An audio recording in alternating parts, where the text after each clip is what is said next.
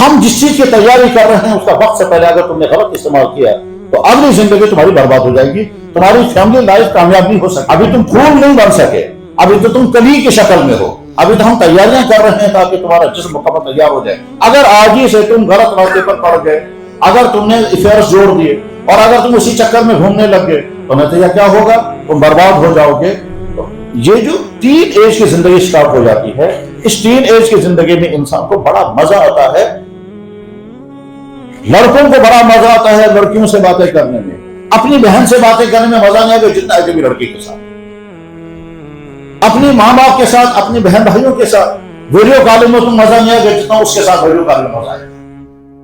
کیوں؟ اس لیے کہ انسان کے اندر جو جنسی جذبات اللہ نے رکھے ہیں، یہ جنسی جذبات اس کو اس طرح بول رہے ہیں۔